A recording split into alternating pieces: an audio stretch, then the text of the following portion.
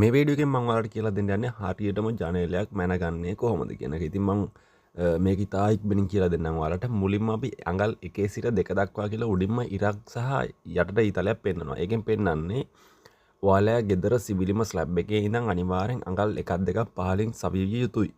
හරිද? අංක 1. ඊට පස්සේ තියෙනවා ඊට පස්සේ තියෙනවා දෙවෙනි එකට අඟල් 4 සිට 6 දක්වා කියලා එතන ලියලා තියෙන්නේ. ඒකෙන් පෙන්නුම් කරන්නේ ජනේලේ සිට පැත්තට ජනේලේ සිට පැත්තට අඟල් 4ක් අවමේ තියන්න ඕන. 4ක් අපි ගොඩක් දුරට ගන්නේ බ්ලයින්ඩ්ස් කර්ටන් වලට. එතකොට 6ක් මාක් කරලා තියෙන අපි රෙදි කර්ටන් වලට. ඒ කියන්නේ ජනේලේ සිට පැත්තට අඟල් 4ක් 6ක් වෙන්න ඕනේ. හරිද? ඔයාලට උඩ ඉඳන් පල්ලෙහාට අඟල් 2ක් 2ක් පල්ලෙහාට ගන්න පුළුවන් සහ ජනේලේ ඉඳන් උඩට අඟල් 4 6 ඉඳන් අඟල් 14 වගේ සීමාවකට වෙනකන් ගන්න පුළුවන්. ඊට වැඩි උනට ප්‍රශ්නකුත් නැහැ.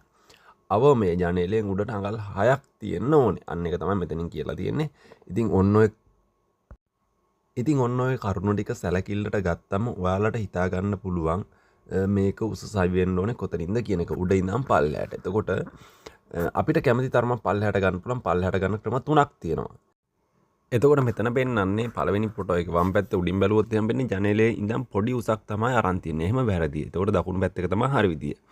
ඊට පස්සේ වම් පැත්තේ පල්ලෙහා එක ගත්තොත් එහෙනම් මේක පෙන්නනවා කර්ටන් එක ටිකක් පල්ලෙහාට. එහෙම නැත්නම් අර ෆ්ලෝ එකත් එක්ක මල් පොච්චිය තියලා තියෙන ගානටම තියෙන. ඒ කියන්නේ මේක තව කර්ටන් එක පාතර වෙන්න ඕනේ. නිතරම කර්ටන් එකට ජනේලයට උඩින් යම් කිසි ප්‍රමාණයක් සහ ජනේලයත් එක්කම පහළින් මේ ජනේලයට වඩා ටිකක් පහළට වෙන්න අපි කර්ටන් එකේ උස ගන්න ඕන. ඔයාලට අපිට ඊළඟ ෆොටෝ එකේ බලා ගන්න පුළුවන් කොහොමද තියෙන්නේ කියන එක. ඉතින් මෙන්න මේ වගේ කරුණු ටික අනුගමනය කරාම පුළුවන් අපි උස ගන්න උසින් මාක් කරගන්න එක තමයි වැදගත්. ගොතේ එතනින් පල්ලෙහාට අපිට කැමති උස ගන්න පුළුවන්.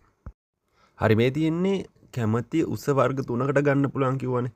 එතකොට අපිට අංක 1 විදියට පෙන්නන්න අපි සාමාන්‍ය බ්ලයින්ඩ්ස් උස. බ්ලයින්ඩ්ස් උස කියන්නේ බ්ලයින්ඩ්ස් වලට අපි වැඩි උසක් ගන්න නැහැ. ජනේලෙත් එක්කම පහළට වගේ තමයි ගන්න. එතකොට සෝෆා අනම්මනම් තියෙන ඇහිරිච්ච කාමරයක් වගේ නම් අපිට දෙවනි මට්ටම දක්වා ගන්න පුළුවන්. ඒ කියන්නේ ජනේලේ සිට යම්කිසි මට්ටමකට පහළින්. ඊට පස්සේ අපිට සාලයකට වගේ ඕපන් ඒරියා එකකට අපි කර්ටන් පාවිච්චි කරනවා නම් අංක 3 ඉරන් පෙන්නන එක විදියට අපිට උඩ ඉඳන් පල්ලෙහාටම ගන්න පුළුවන්. විශේෂයෙන් මතක තියාගන්න ඕනේ. අපි සිවිලිමේ ඉඳන් පල්ලෙහාට අඟල් හෝ 2ක් පහළින් ගන්න. එතකොට ජනේලේ සිට ඉහළට අඟල් 6ක් 14ක් අතර ප්‍රමාණයක් ගන්න. එතකොට ජනේලේ සිට පැත්තෙන් අපි අඟල් 4ත් 6ත් අතර ප්‍රමාණයක් ගන්න. 6ක් ගන්නවා අපි ෆැබ්‍රික් කර්ටන් එකක් නම් 4ක් ගන්නවා අපි බ්ලයින්ඩ්ස් කර්ටන් එකක් නම්. ඉතින් ඔන්න ඔය කරුණු ටික ඔක්කොම සෙට් වෙන්න ඔලුවට දාගත්තම ඔයාලට හොඳ අදහසක් ගන්න පුළුවන්. මොකද්ද මේ කියන්නේ කියන එක. ඉතින් ඔයාලට තේරුණාද මොකද කියන එක බලලා අපිට ලයික් එකක් දෙන්න. සබ්ස්ක්‍රයිබ් කරලා නැති කෙනෙක්